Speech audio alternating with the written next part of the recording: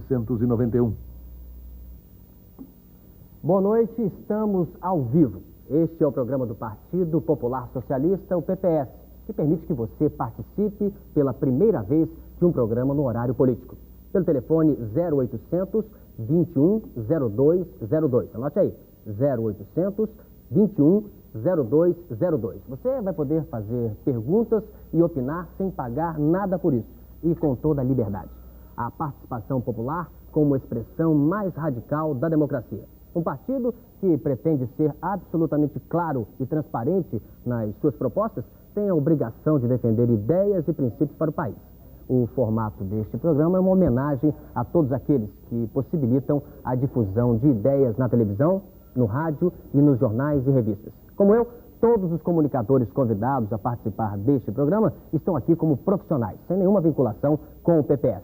Vamos entrevistar aqui o deputado federal Roberto Freire, que é líder do governo na Câmara. Nada mais atual neste momento em que a política e os próprios políticos estão em xeque. E ao vivo não dá para enganar, não é? Olhar para você e falar diretamente. Deputado Sérgio Aroca, presidente do PPS. Ao vivo é isso, não tem conversa, não é para valer. Ou vai ou racha. Bem, nós entendemos que o Brasil está vivendo uma crise profunda. A questão da inflação, a questão da violência, toda essa disputa que está acontecendo agora sobre a questão da revisão constitucional, denúncia de compra e venda de deputados, uma crise profunda do Legislativo, talvez no mesmo nível, na mesma gravidade das denúncias que já tinham acontecido na época do Collor de Mello. Então o Partido Popular Socialista vem falar com os senhores e com as senhoras de uma forma absolutamente clara e transparente. Os entrevistadores têm toda a liberdade de fazer qualquer tipo de pergunta. E o Partido Popular Socialista tem a clareza e o entendimento que deve respondê-las. E esse é o formato desse programa. Ao mesmo tempo, nós oferecemos nos nossos intervalos para que o programa contra a fome, pela dignidade, pela vida, pudesse também usar o nosso tempo e apresentar a sua mensagem.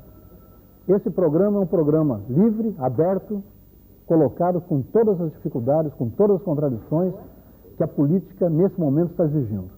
E o Partido Popular Socialista não tem medo nenhum de enfrentar esse desafio. Por isso, ele resolveu e entendeu de colocar Roberto Freire, que supera na sua liderança os próprios limites do PPS e que é uma figura nacional como líder do governo, como presidente do Partido Popular Socialista e que vai se colocar para responder, para debater com jornalistas e também com os ouvintes, para que o Partido Popular Socialista seja colocado de uma forma clara e transparente diante da cidadania para os desafios que a política hoje está colocando para esse país. Bom, então vamos nos exercitar, né? Você está me ouvindo aí no rádio, vendo também na TV. Agora não tem conversa. Vamos fazer as perguntas que a gente quiser, né? Lembrando que você pode ligar para o telefone 0800 21 0202. É fácil. 0800 21 0202. E a partir de agora, nos intervalos, você vê a colaboração do partido com a campanha da fome. Uma campanha que deve ser de todos e de qualquer partido. E nós voltamos já já com a entrevista ao vivo com o deputado Roberto Freire.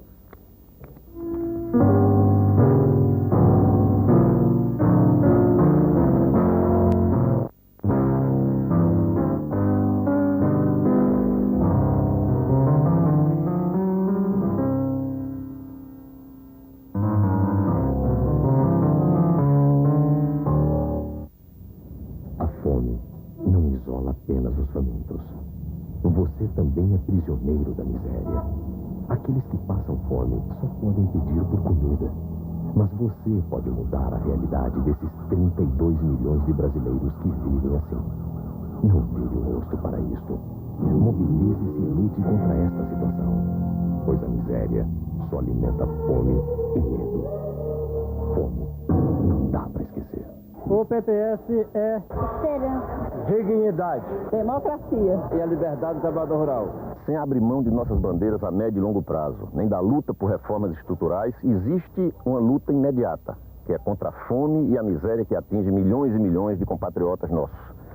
Nós do PPS estamos encampando essa luta contra a fome e contra a miséria, estamos atuando no concreto em favor deste movimento e conclamamos a toda a sociedade para que também o faça. Afinal de contas, essa luta não é de um partido, essa luta não é de um segmento, é de todo o Brasil em favor de milhões de brasileiros. combate à fome e à miséria tem na reforma agrária o seu instrumento mais importante. É através da reforma agrária que se incorpora o trabalhador rural ao processo produtivo. Se gera emprego, se gera renda, se gera produção de alimentos. Alimentos esses tão necessários para a cidade e para alimentar nossa população. PPS, legenda do povo brasileiro. O que você vai ver agora pode provocar fortes emoções, especialmente nos 32 milhões de pessoas que passam fome no Brasil.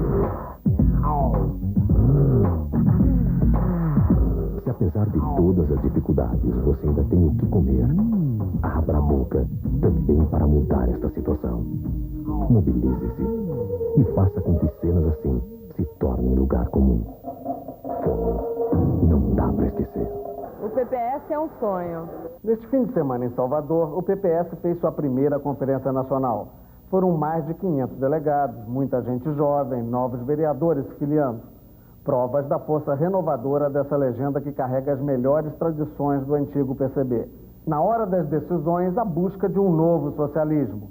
Definições para a revisão constitucional, o apoio à participação no governo Itamar Franco e a certeza de que em 94 as forças democráticas podem ser uma alternativa real de poder. O PPS é o partido do futuro desse país.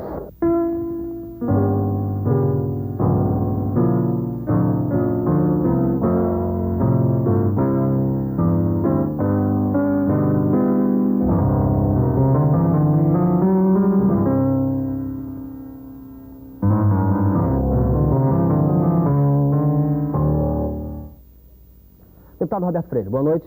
Boa noite. Começar a esquentar esse negócio aí. O PPS não ficou contra a revisão constitucional, né? Ao contrário, o PPS acha que tem que ter revisão constitucional, ao contrário de outros partidos de esquerda. O que é? O PPS não é mais partido de esquerda?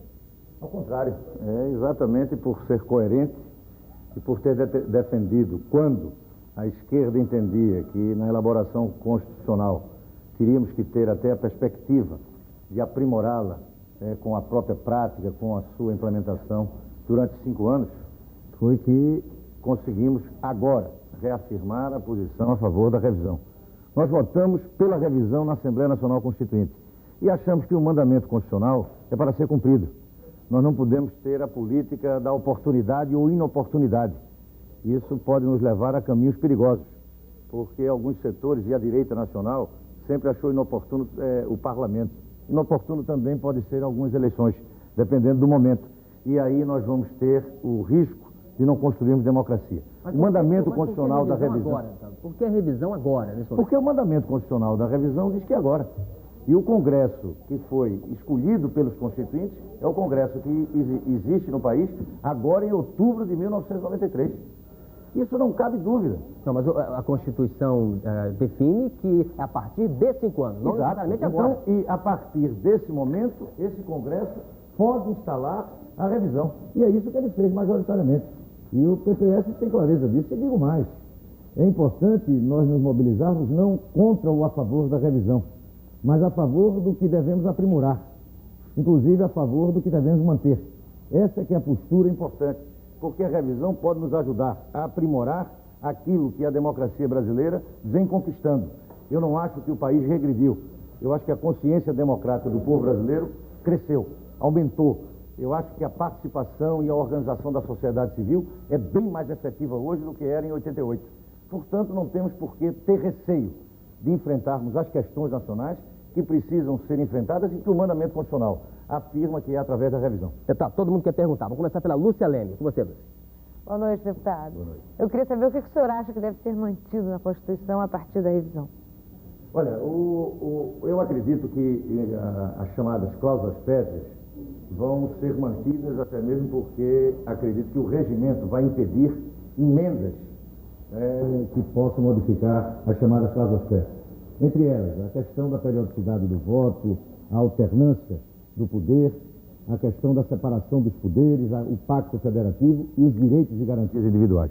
Eu acredito que essas cláusulas pétreas vão ser respeitadas, tal como tem no texto constitucional, permanente.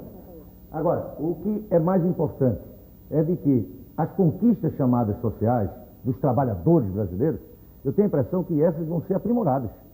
Não só serão mantidas, mas aprimoradas. Por exemplo, O próprio partido tem uma visão de que as questões dos trabalhadores, da sua organização, precisam ser melhoradas no campo sindical, na questão da sua organização. Isso também referente aos próprios servidores públicos, que avançaram o suficiente para ter direito de sindicalização, que não será revertido. Tem também a questão de que nós vamos aprimorar aquilo que a própria vida já aprimorou. A sociedade brasileira é uma sociedade que avança, ela inclusive está tentando se integrar na revolução científica e tecnológica. E isso tem que corresponder a nível da própria institucionalidade e também aprimoramento. Eu não tenho dúvida de na questão social vamos aprimorar. Manter. Eu acredito que é necessário manter alguns setores estratégicos sob controle estatal, os chamados monopólios. Acho que a Constituição foi sábia. Fixou o monopólio em apenas 3 setores. São setores que continuam estratégicos, até do ponto de vista democrático, nas telecomunicações. O petróleo, através da Petrobras, podendo flexibilizar, em ambos os casos, em determinados setores de atividades, com participação ou parceria, tal como foi feito num determinado momento no campo da chamada petroquímica, até sistemas tripartites. Mas isso mantido o monopólio, e o monopólio da energia nuclear. Agora, vamos ter grandes discussões, grandes debates, e nós vamos participar, inclusive, com aquilo que foi a grande contribuição do PCB na Assembleia Nacional Constituinte, na discussão do Poder Judiciário, que precisa ser aprimorado e democratizado, na questão da reforma tributária e do ajuste fiscal, e na questão da Previdência e dos serviços públicos. Talvez um novo papel do Estado que é necessário se esclarecer nessa nova etapa que estamos vivendo, na verdadeira revolução que nós estamos assistindo, que é a revolução científica e tecnológica. Um Estado mais flexível, mais ágil, um Estado que não seja mais do setor da economia da década de 30, 40 ou 50, do setor industrial, mas do setor da ciência e da tecnologia, que é do futuro século XXI. Deputado, todo mundo aqui está com fome, né, de perguntas aqui de todos os lugares. Eu peço, inclusive, você que está ligando, que você não deixe de dar o seu nome, se possível, telefone ou endereço, porque são muitas perguntas, se eventualmente algumas não forem respondidas, né, depois, naturalmente, o partido vai entrar em contato com você. Jô, sua pergunta. Boa noite, deputado. Quando o senhor fala a respeito da defesa da esquerda para a revisão constitucional, um ponto que pode resultar após a revisão é uma mexida no monopólio estatal em cima de petróleo e de telecomunicações. E esse monopólio é uma das questões mais importantes para a esquerda sempre defendeu isso.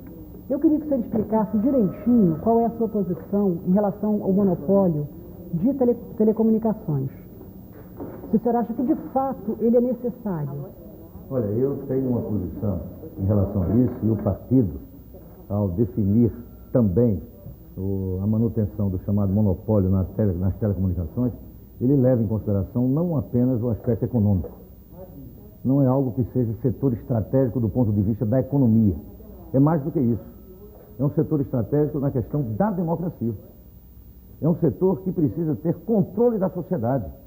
E o instrumento próprio para controlar, normatizar, é o Estado. Não pode se tirar o Estado do setor que vai corresponder, nessa revolução científica e tecnológica, a algo básico. Um mundo que se integra em função da comunicação, ele não pode ficar ao livre sabor de forças de mercado. Até porque, nesse setor, como exige intensivo capital, nós podemos correr o risco de monopólios privados.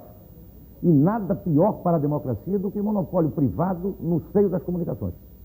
Então, nesse sentido, o partido defende a manutenção do monopólio nas telecomunicações, mas flexibiliza. Da mesma forma que hoje se tem na comunicação social a participação da iniciativa privada, caso concreto, das televisões, rádios, né? Isso poderia ser tudo estatal, não vamos ficar pensando que é problema de comunismo ou socialismo, não.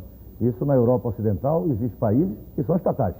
Mas nós fizemos a opção por participação da chamada iniciativa privada. Nós podemos dizer que outros setores das telecomunicações, sobre o monopólio estatal, por concessão, pode ter participação da iniciativa privada. Essa é a postura que o partido tem, é uma postura aberta, avançada, agora, de qualquer maneira, resguardando não só o aspecto econômico, mas fundamentalmente a questão da democracia. Agora, João, como o tema é polêmico, respondeu ou não? Ou escapou dessa? Tem uma segunda questão decorrente dessa. Agora, vamos lá. Decorrente dessa. Bom, uma parte importante do governo, a equipe econômica do governo, que supõe-se a de estabilizar a economia e ser muito forte, ela defende o fim dos monopólios. Então, o senhor é o líder na Câmara deste governo. Como é que fica isso? Deputado, um segundo só. Vamos para o intervalo e já voltamos para tratar deste assunto e de outro. Afinal de contas, que história é essa, PPS no governo? Vamos para o intervalo, a gente já volta.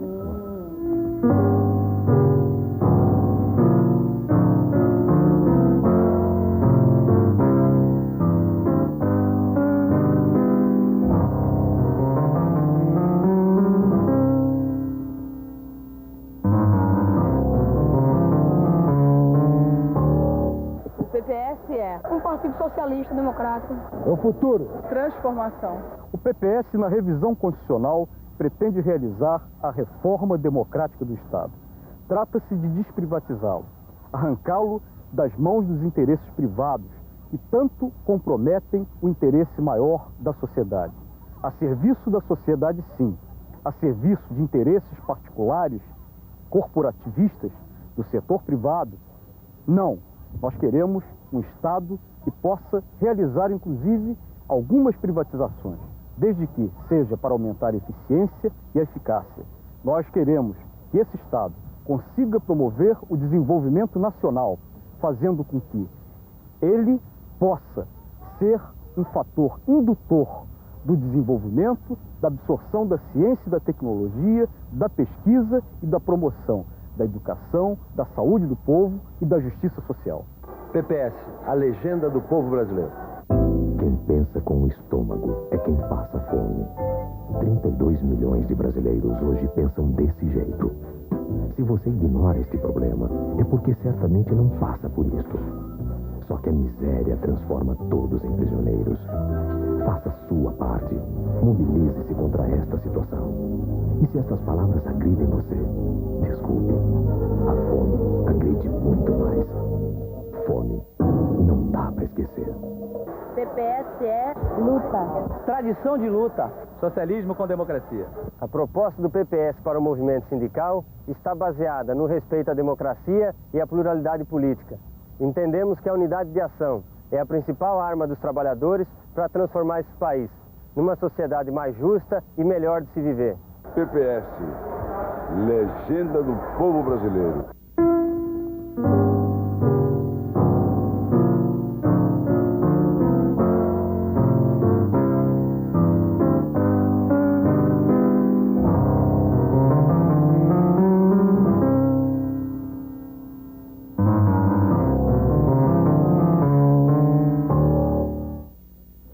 Muito bem, você ouviu agora há pouco e viu a pergunta da Jo, né, perguntando ao deputado Roberto Freire, afinal de contas, que história é essa? Uma parte do governo, ou a equipe econômica, muitos deles já disseram que são favoráveis ao fim do monopólio. O PPS pensa o que disso? O que pensa o deputado Roberto Freire? Ele já vai responder. Antes eu pergunto ao deputado Augusto Carvalho, a pergunta nem é minha, da Margarida Lapa, lá de Salvador. Diz o seguinte, o redutor que vocês votaram no Congresso é um redutor dos salários dos trabalhadores ou uma solução para os salários? Eu quero ouvi-lo porque o senhor tem sido criticado até por essa história da política salarial, né? O senhor. É verdade. É lamentável, inclusive, nesse momento em que nós temos a perspectiva de ter um governo de caráter democrático progressista para 1995, alguns setores atrasados, sectários do PT, não é todo o Partido dos Trabalhadores, é bom frisar isso, mas tem pegado essa questão dos salários para poder fazer uma verdadeira ofensiva contra os parlamentares que votaram a favor da proposta do governo. Quero dizer que nós votamos a favor da proposta do governo entendendo que ela era melhor e era o possível diante da conjuntura econômica que nós tínhamos. Nós continuamos defendendo, né, que o governo deve tomar as medidas necessárias para combater a inflação. Que a inflação, sim, é a verdadeira causa, o verdadeiro problema do trabalhador brasileiro. E outra coisa que eu queria deixar claro, esclarecer essa questão, é que onde o PT, por exemplo, é poder, na Prefeitura de Porto Alegre, na Prefeitura de Belo Horizonte, também os prefeitos daquele partido, né, falaram que não tinham condições de pagar aquela política salarial de reajuste integral de 100%. Então, essa contradição entre o comportamento de quando está no governo e quando está na oposição revela esse certo oportunismo de setores que não apostam no futuro de uma aliança de forças que podem efetivamente ter o poder no Brasil. Bom, vai dar pano para manga aí, os petistas vão pular, né? Com o deputado Roberto Freire, que líder é esse do governo que, de certa forma, pensa diferente de boa parte do governo? É o tipo do governo. Em relação a essa matéria. Claro, mas não só em relação a essa, em relação a uma série de outras questões. Esse é um governo atípico. Esse não é um governo que foi formado pelo voto. Nós não tivemos a participação da sociedade fazendo a opção por um programa, escolhendo um determinado setor da sociedade que viesse a gerir e a gerenciar, inclusive, a economia. Não, nós tivemos aquilo que a Constituição impunha. A partir do processo de impeachment, nós tivemos um governo que foi fruto dessa ação da sociedade e da intervenção do Congresso e dessas forças políticas. E o governo só poderia ser composto exatamente com a participação dessas forças, contraditórias, com posicionamentos distintos, até ideologicamente, algumas vezes antagônicos. É um governo de coalizão. Esse não é um governo homogêneo. Isso não é um governo de partido único. E mesmo dentro de um partido único, por mais ideológico e consistente que ele seja, ele tem contradições. Imagine um governo que é formado por vários partidos. Então, nessa questão, talvez seja muito simbólica para demonstrar exatamente o caráter de coalizão. Há setores dentro do governo que apoiam o Estado mínimo, que têm posturas liberais em relação à questão do Estado. Querem o Estado fora da atividade econômica, não querem os monopólios. Há setores dentro do governo que defendem o fim do monopólio, como há setores no governo que defendem a continuidade, no caso, o Partido Popular Socialista. E eu diria mais, até o próprio presidente da República, pelo menos na relação até de privatizações de algumas estatais, como o caso da Vale do Rio Doce. É um governo que, nesse ponto, tem que permitir essa pluralidade. Ele não pode ter uma única postura. E eu diria mais, governos necessariamente não são feitos com homogeneidade programática. Eles são feitos por programas comuns que têm concessões e buscam convergências, mesmo sabendo que tem divergência. Eu quero dizer muito concretamente, a proposta que o Partido Popular Socialista faz para 1994 é de um governo que tenha a capacidade de congregar todas as forças democráticas, progressistas e de esquerda. E, evidentemente, terá que ter contradições, mas pode ter um programa mínimo comum. Da mesma forma que esse governo de coalizão pode ter o seu programa mínimo comum, permitindo que exista essa divergência, como é o caso da questão dos monopólios. Deputado, todo mundo quer perguntar. Vou começar pelo Américo, você. Boa noite. Eu gostaria de... Corretamente, eu acho que você aborda a questão do governo amplo. Agora, concretamente, na questão da revisão, nós sabemos que, de um lado, há aqueles que defendem, como você, a manutenção dos monopólios. Mas quando o próprio deputado Sérgio Arouca colocou isso há pouco, há um desgaste do poder político, sobretudo agora, por exemplo, com o episódio da compra de deputados. Para algumas pessoas, passa o seguinte pela cabeça: não é possível, se está correndo tanto dinheiro para trocar de partido, imagina, por exemplo, para monopolizar ou para acabar com o monopólio no setor de telecomunicações ou no setor de petróleo. Quanto de dinheiro essas multinacionais vão julgar aí para mudar esse sistema? Então, há um questionamento sobre a legitimidade do atual poder político. Eu queria que o senhor falasse sobre isso. Olha, seria talvez a gente imaginar mudar as instituições e o povo brasileiro e acabar com essas contradições. Não são de hoje. Será que a gente não tem memória para lembrar que nos trabalhos da Assembleia Nacional Constituinte também se falou dos lobbies, das pressões, de dinheiro que também corria solto para defender os interesses das multinacionais ou interesses de grupos privados? Não vamos ficar imaginando que esse conflito não existe na sociedade. Ele é real. Ele não está existindo hoje. Ele vai continuar existindo, tenha ou não revisão, tal como existiu na Constituinte. Nós não podemos fugir ao debate. O fato de imaginarmos que, não tendo revisão, os setores monopolistas da economia privada, os interesses das multinacionais vão deixar de lutar contra o monopólio, não deixaram nunca, não queriam nunca o monopólio. Então, esse tipo de disputa na sociedade vai continuar existindo. E nós vamos ter o Congresso com todas as contradições, reflexo da sociedade brasileira. O que é importante e que não se deve esquecer de vista é que mesmo esses parlamentares, que são indignos da função que exercem, por estarem se vendendo para a troca, eles estão correndo agora o risco, que seria muito bom para a democracia, de serem caçados. Então, nós estamos dando transparência. Esse processo não é um processo de imaginar que agora virou tudo idílico, não. O processo é contraditório. Agora, começa a ser transparente. E por ser transparente é democrático. Nós estamos vendo o que foi feito para se trocar de partido. Nós vamos ver na revisão o que se vai fazer para tentar acabar com o monopólio, inclusive se houver tentativa de compra. E é mais fácil a sociedade se prevenir dessa forma do que imaginando que não vai se prevenir de forma alguma. Deputado, antes da pergunta de Gilberto Menezes Cortes, eu queria lembrar você que está me ouvindo no rádio, né, porque o horário eleitoral no rádio, ou o horário propaganda, né, gratuita, ela tem meia hora, né, e na TV 1 hora. Então essa hora está começando, já no finalzinho do programa de rádio. Você que está ouvindo, corre para a TV e continua participando, né, acompanhando. Gilberto Menezes Cortes, sua pergunta. Bom, o senhor já explicou com clareza essa divergência que há, é natural, entre o PPS e a outra banda do governo, as outras facções do governo. Agora, o senhor já definiu alguns segmentos que seriam ponto pacífico para o PPS. Mas eu gostaria que o senhor adiantasse, já que o senhor costuma fazer análises muito lúcidas sobre a necessidade de reformular o Estado, para o Estado ser mais moderno e mais voltado para o social, e se nessa reformulação consta a manutenção da estabilidade do servidor público. Olha, uma questão do Estado é interessante, esse tipo de discussão, porque muitas vezes nós que falamos tanto num Estado mínimo, esquecemos que precisamos ter um Estado pleno. Por exemplo, na área da saúde, na área da educação, a falta que faz o Estado. Nós estamos vendo agora a crise que se instala na maior potência capitalista, porque fez a opção pelo Estado mínimo, a crise de saúde nos Estados Unidos. É importante lembrar que quando falamos de Estado, nós não estamos apenas querendo retirar o Estado.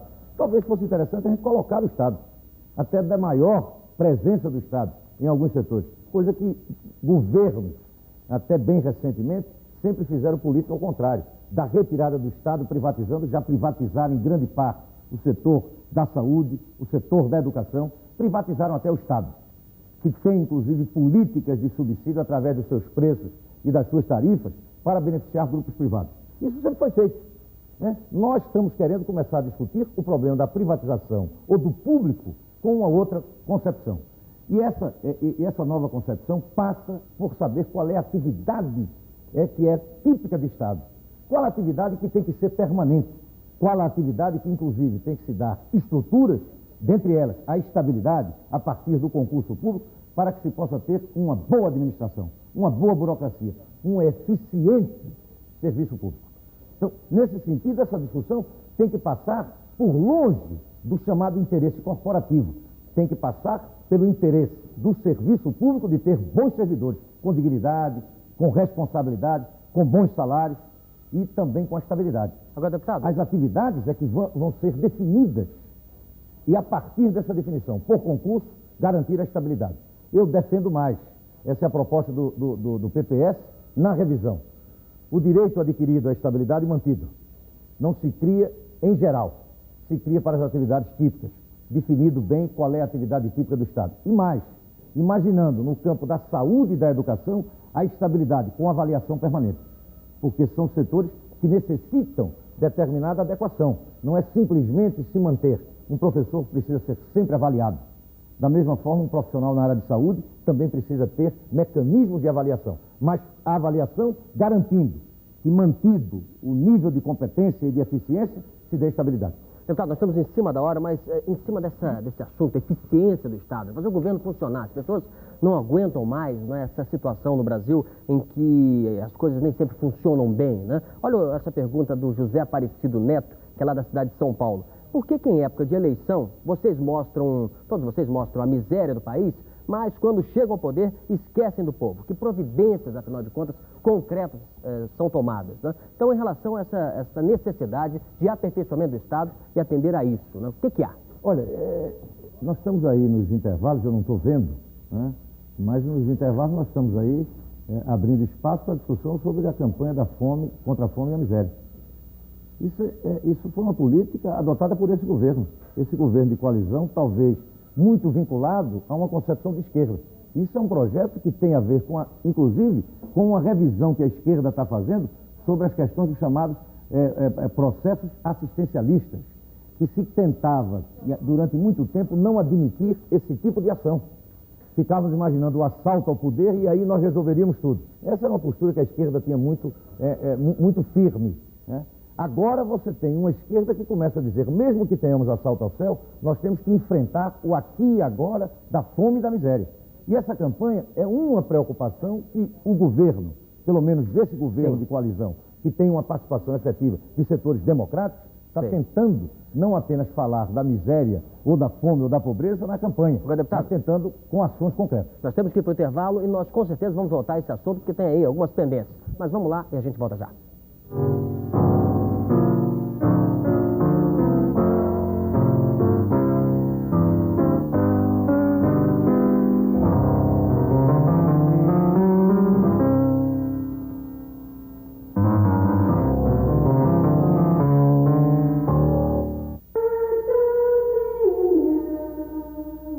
Prato do dia de 32 milhões de brasileiros. Fome. Não dá para esquecer.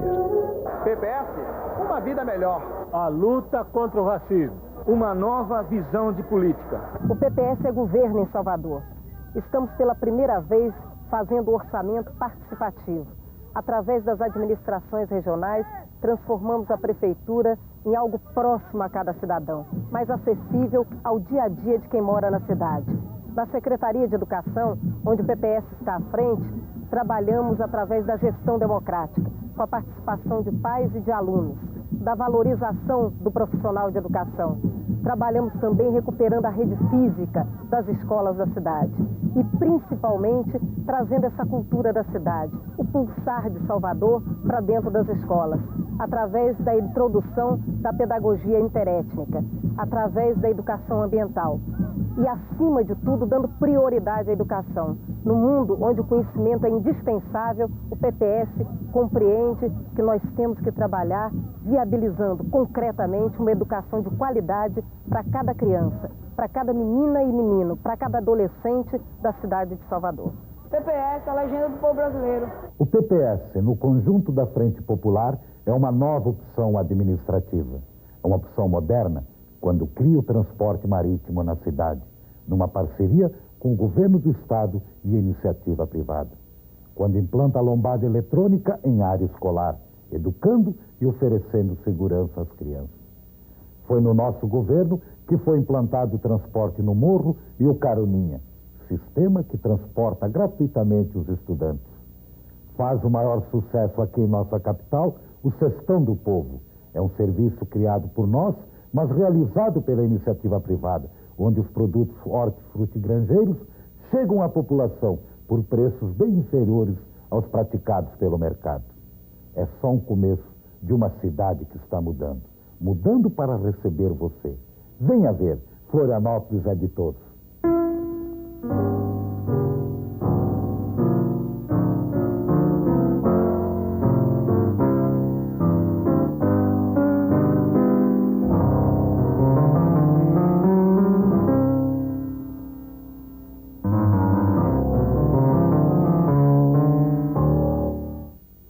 Estava olhando a hora aqui, 9h02. Esse programa está sendo gerado aqui do Rio de Janeiro e as perguntas estão vindo do Brasil inteiro. Você também pode ligar 0800 21 0202. 0800 21 0202. Como são muitas perguntas, né? Estou separando aqui, estou procurando fazer com que aquelas que já tenham sido feitas, né, eu não precise repetir. É o caso do Oswaldo Caetano, de São Paulo, da Sônia também lá da capital.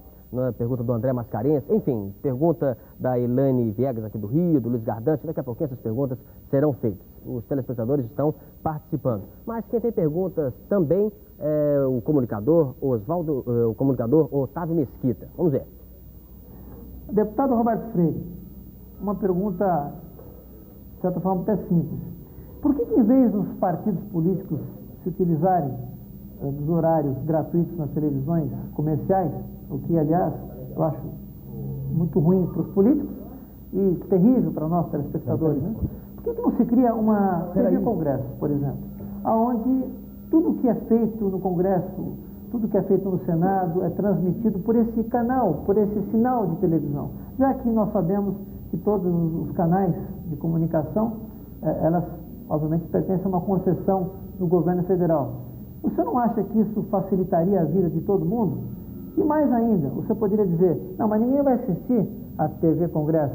E aí sim, criam-se comerciais de televisão de 30 segundos, que pode ser veiculado poderão ser veiculados gratuitamente nas emissoras comerciais, dizendo, hoje, às 20h30, não perca o partido tal, mostrando o seu plano de governo, enfim, a sua campanha, etc, etc.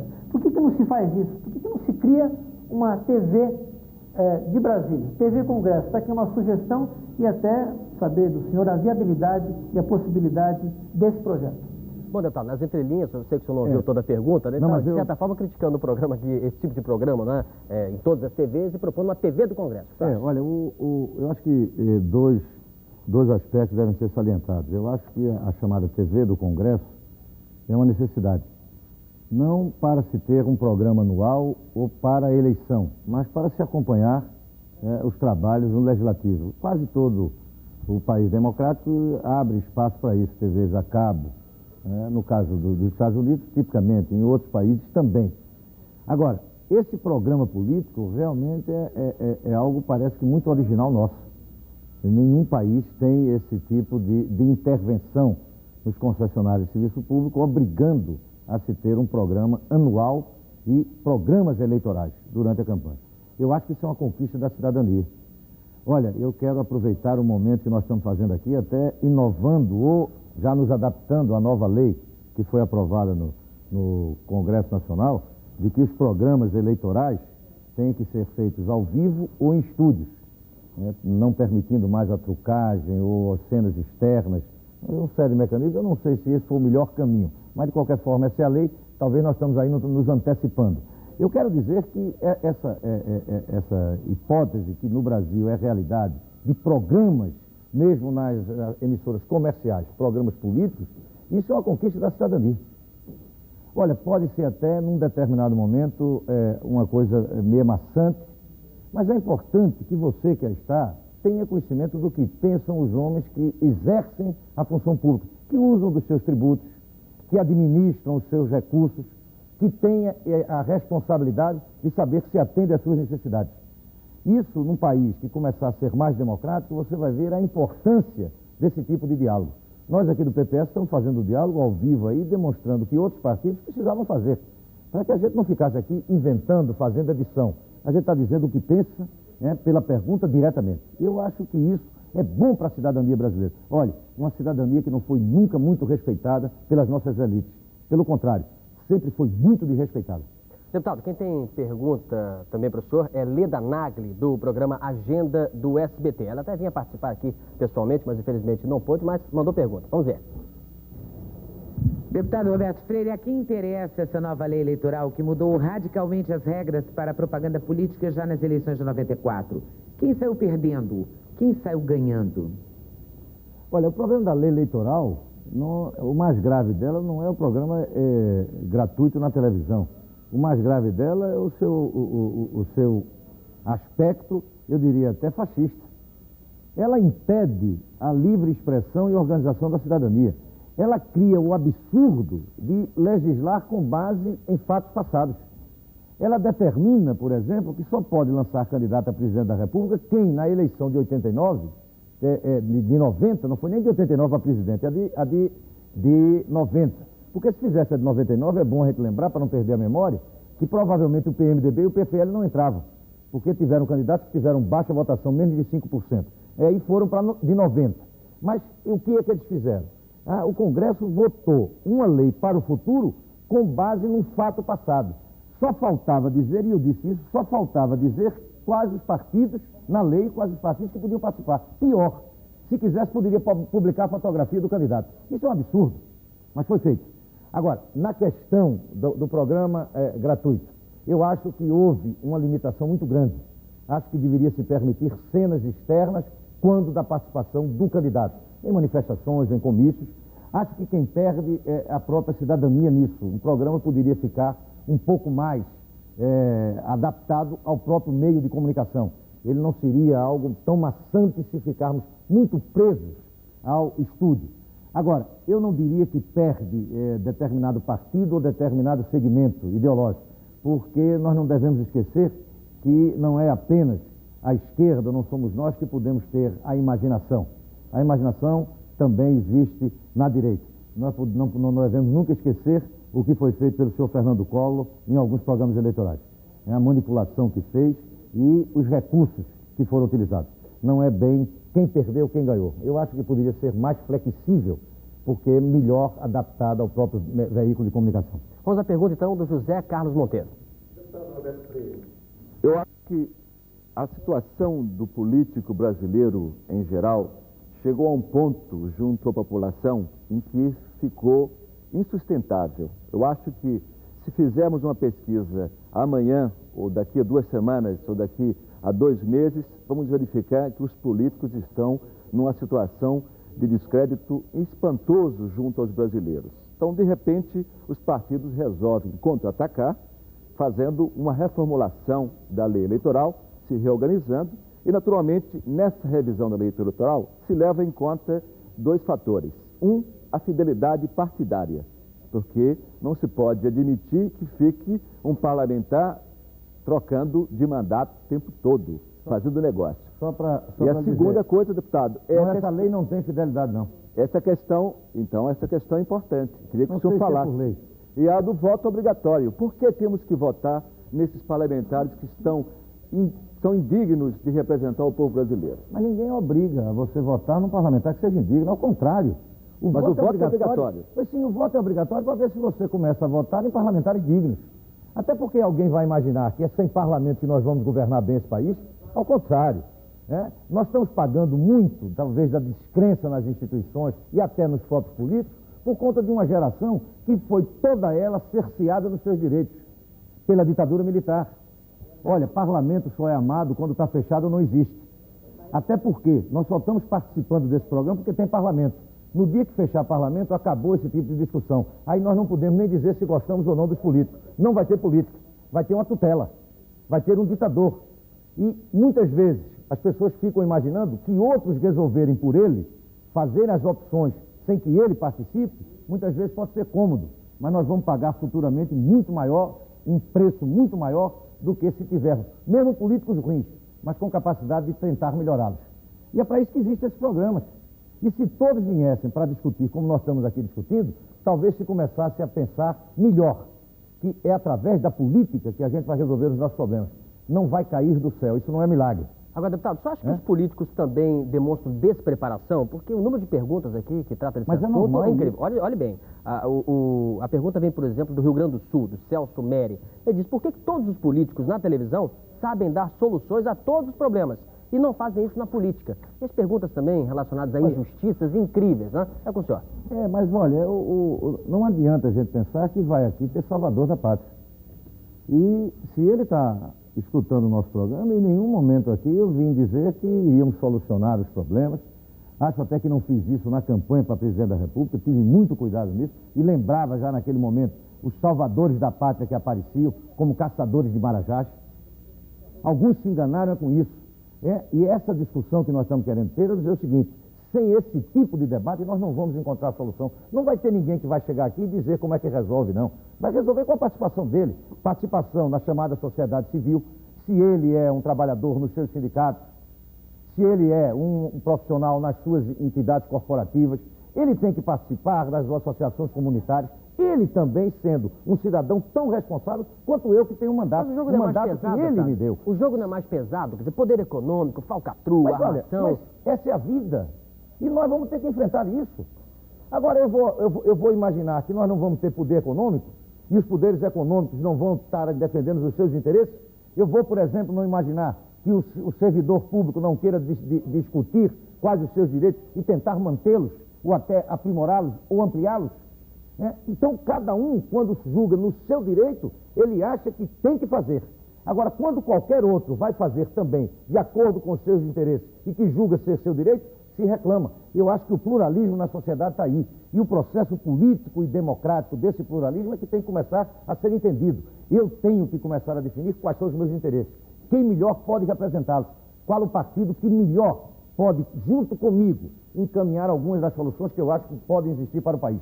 Não vamos pensar que só existe uma solução ou um só caminho. Ao contrário, a diversidade, o pluralismo, todo esse processo contraditório é próprio da vida, é próprio da sociedade. Vamos à pergunta da Lúcia Leme. Durante toda a sua vida, deputado profissional, né, político, o senhor se declarou comunista, né? As pessoas que o conhecem sabem disso. Em função das mudanças no leste europeu, eu gostaria de saber se o senhor ainda é comunista, que tipo de comunista o senhor é, caso o senhor seja. E, em caso do senhor ser, eu gostaria de saber se essa ideologia, em algum momento, ela é incompatível com a sua função de líder do governo Itamar Franco.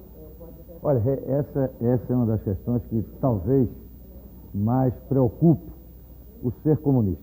Eu continuo acreditando na utopia de uma sociedade igualitária, justa, fraterna, solidária, uma sociedade comunista. Essa utopia era algo que existia quando no Partido Comunista Brasileiro e existe hoje. Eu posso dizer hoje estar num outro partido que não comunista por conta da experiência histórica que os partidos comunistas no mundo, e aqui o do Brasil, imaginava implementar como organização social. Os partidos comunistas no mundo, da Terceira Internacional, e nós fazíamos parte disso, tentavam um tipo de sociedade que tinha na União Soviética um modelo. Isso se esgotou com a derrota. Claro que para se imaginar uma continuidade na luta por essa utopia, não se pode permanecer com aquelas estruturas, aquelas concepções e também com aquilo que pudesse sinalizar ou simbolizar aquele tipo de organização social. Por isso, a mudança que se operou em vários partidos comunistas, antes mesmo da queda do Muro de Berlim, do fim da União Soviética, caso concreto do Partido Comunista Brasileiro, para mudar para uma nova concepção, uma nova compreensão, talvez resgatando algo fundamental da diversidade, do pluralismo, da democracia. Então eu continuo um ser comunista, mas luto por uma sociedade socialista, permanecendo naquela ideia dos valores, que são valores próprios do socialismo, da igualdade, da fraternidade. Por isso o Partido Popular Socialista quer ser continuador, embora com ruptura, das tradições históricas do velho partidão. Mas, deputado, essa história aí é polêmica. Como isso? Não, talvez só para terminar. Não há nenhuma contradição de uma força que lutou pelo impeachment, como foi o caso do Partido Popular Socialista, de nós particularmente, de uma força que tem responsabilidade com a governabilidade, que é isso que nos faz permanecer no governo, e com uma força que pretende chegar em 94 com um país bem melhor do que pegou a partir do impeachment. E tínhamos um Estado desmantelado, uma crise econômica que vinha há mais de 10 anos sem ter nenhum enfrentamento. Nós queremos que em 94 se possa aí sim o povo brasileiro fazer uma nova opção. O senhor é candidato a presidente? Olha, primeiro que tudo não pode, porque o partido não pode lançar pela lei. E nós também estamos imaginando que nesse momento talvez seja mais interessante um tipo de aliança já com partidos que possam vir a dar governabilidade desde o primeiro turno. Deputado, e não, por gravidade ou por inércia, nos aliarmos no segundo turno. Talvez já prepararmos desde o primeiro turno um programa e começarmos a discutir, até para dar também maior governabilidade. Deputado, vamos tratar desse assunto também, essa questão ideológica aí, não tem ou tem contradição, no próximo bloco. Vamos para o intervalo e já voltaremos.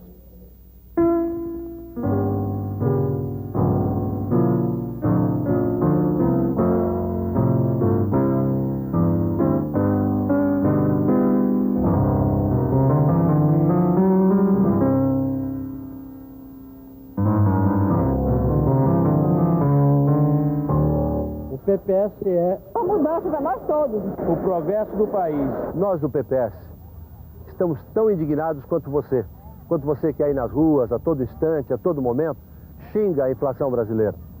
E por quê? Porque a inflação nos miserabiliza, nos tira o sonho, nos tira a esperança, nos tira a dignidade, rouba o nosso salário. A inflação é ladra do trabalhador. Mas por que a inflação não termina? Porque se ela fosse ruim para todo mundo, ela já teria terminado. A inflação não termina porque tem um pedaço da economia brasileira que ganha rios de dinheiro com a inflação. Eu estou me finalizando, estou dizendo claramente do sistema financeiro, dos banqueiros, que através da ciranda fazem com que não exista inflação para eles. Eles ganham, e sim, muito dinheiro, mas cada pedaço de dinheiro que eles ganham aqui com a inflação, eles estão tirando do seu salário, estão tirando da sua vida, estão tirando e delegando você à morte quase. Portanto, nós temos que lutar para que termine a inflação. E o PPS propõe a desindexação da economia brasileira, de uma forma muito clara, muito segura, de tal maneira que nós tenhamos uma inflação cada vez mais reduzida, que o trabalhador possa ter o seu salário cada vez com um poder aquisitivo maior e que se houver perda nesse país, seja perda para todos. E mas que esse país cresça como está crescendo, cresça para todo o povo brasileiro e não mantenha uma nata de gente ganhando muito dinheiro e os excluídos da nossa sociedade. Justiça para todos, sem inflação, como a proposta que o PPS faz de desindexação da economia brasileira. PPS, a legenda do povo brasileiro. A fome não isola apenas os famintos. Você também é prisioneiro da miséria. Aqueles que passam fome só podem pedir por comida. Mas você pode mudar a realidade desses 32 milhões de brasileiros que vivem assim. Não vire o rosto para isto. Mobilize-se e lute contra esta situação. Pois a miséria só alimenta fome e medo. Fome não dá para esquecer.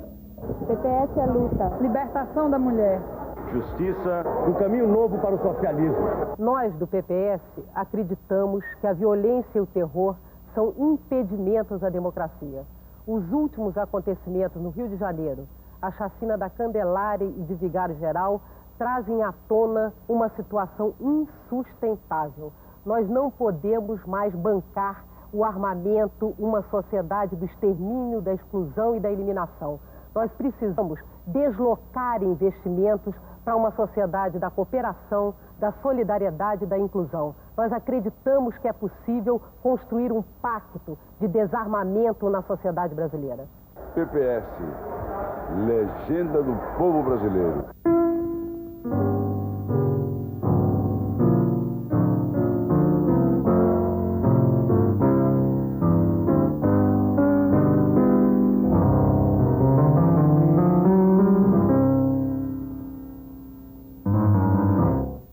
Deputado Sérgio Aroca, a propósito, né, barra pesada. Vimos aí a deputada Lúcia Souto tocando na questão social, que é crucial, né? Queria ouvi-lo sobre isso, que isso parece saída comunista, como é que sai da crise, o que mudou. Eu queria, enfim, ouvi-lo com algo palpável para as pessoas também terem confiança e firmeza. Bem, eu acho que o primeiro ponto é que uma parte da esquerda, nesses últimos tempos, tem se transformado numa esquerda absolutamente conservadora. Eu acho que está defendendo a manutenção de um Estado que foi criado pela ditadura, de um Estado privatizado, e perdeu o rumo de defender os interesses do povo brasileiro. Eu acho que a nossa esquerda ela trabalhou durante muitos anos sobre a questão da desigualdade. Se nós discutimos a desigualdade do campo, da cidade, a desigualdade de classe, a desigualdade expressada em termos de salários, em termos de acesso aos benefícios sociais, eu acho que essa luta é uma luta que continua permanente na sociedade de hoje. Mas eu acho que esse capitalismo selvagem, perverso que foi criado na sociedade brasileira, além das desigualdades, ela começou a criar agora a exclusão social, que é muito mais sério do que desigualdade. Nós antes estávamos falando em pobreza e miséria, hoje nós estamos falando em miséria ambulante, que são milhões de brasileiros andando sem ter um lugar onde parar. Onde nós estamos começando a encontrar a impossibilidade da realização da natureza humana, que é muito mais sério do que desigualdade. Onde o homem só é cidadão no crime. Ele é só cidadão diante da polícia. E é só cidadão quando é assassinado ou quando assassina. Estamos chegando no nível da exclusão social, que eu acho que isso que a deputada Lúcia Souto colocou de uma forma muito clara, quando a exclusão social está associada ao terror. Sim. Onde nós estamos a cada instante vivendo uma chacina, é a chacina dos Yanomamis, a chacina de Carandiru, é a chacina da Candelária, e nós não sabemos qual vai ser a próxima chacina. Então, o PPS hoje, ele tem como uma questão fundamental, além da luta contra a desigualdade, a luta contra o terror, contra a violência e pela cidadania. Bom, vamos às perguntas dos jornalistas. Deputado, nós temos um pouco menos de 10 minutos, vamos tentar correr aqui. Américo, Gilberto, vamos às perguntas. Américo, primeiro Américo, depois Gilberto. Vamos lá, Américo. Deputado, eu queria saber concretamente sobre os episódios da Rússia. O Yeltsin bombardeou o parlamento em cima de uma proposta de modernização do processo político da economia soviética. Houve aquela resistência e acabou na morte de uma série de pessoas. Quer dizer, como é que você enquadra essa situação hoje da Rússia com o discurso que você fez no bloco passado sobre o socialismo plural? Deputado, Luiz Gardante pergunta exatamente isso lá do Rio Grande do Sul. Yeltsin é um traidor ou um democrata renovado como o PPS? Olha, essa questão da Rússia, eu acho que o primeiro partido a se posicionar na questão do golpe, como tinha se posicionado na tentativa de golpe contra Gorbachev, ainda na antiga União Soviética, contra qualquer golpe de Estado. Essa é uma postura de princípio. O parlamento pode ser ruim, mas sem parlamento não tem democracia. E quem é democrata tem que lutar pelo processo político democrático para mudar parlamento, e não fechá-lo ou bombardeá-lo. Não se pode, em nome da modernidade, imaginar que parlamento atrapalha. É a política da oportunidade, é perigosa. É inoportuno o parlamento. Foi isso que o senhor Yeltsin fez. E foi por nós condenado, talvez a única condenação clara de um partido que, inclusive, está num governo que apoiou. Essa contradição também existe. E apoiou porque o mundo todo apoiou, porque Yeltsin representa a modernidade, talvez o equívoco que a Rússia está cometendo de pensar que a Europa ocidental ou os Estados Unidos é modelo de sociedade. Não é modelo coisa alguma. Se o socialismo real se esgotou, começa a se esgotar também o modelo de capitalismo que temos no mundo. É o capitalismo da exclusão, que a exclusão não é só aqui entre nós, não. Aqui é a exclusão que dá expressamente esse tipo de violência e a tragédia que é a sociedade brasileira. Mas uma tragédia que começa a ser também nas sociedades europeias, de quê? Dos muros contra os pobres, que começam a ser excluídos pela revolução científica e tecnológica, da automação, da robotização, do desemprego, da desnecessidade das forças do trabalho. Então, essa dura realidade é o que o senhor Yeltsin tenta representar. E teve a nossa condenação e tem a condenação. Isso não significa também defender o que defendiam os homens que estavam no parlamento.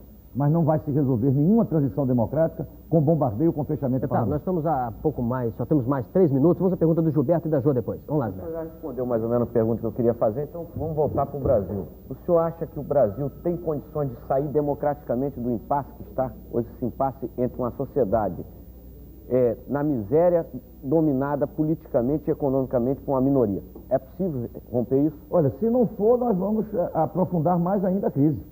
Porque momentaneamente pode aparecer um ditador e que vamos imaginar que ele possa ser até esclarecido, déspota esclarecido. Olha, isso não resolve.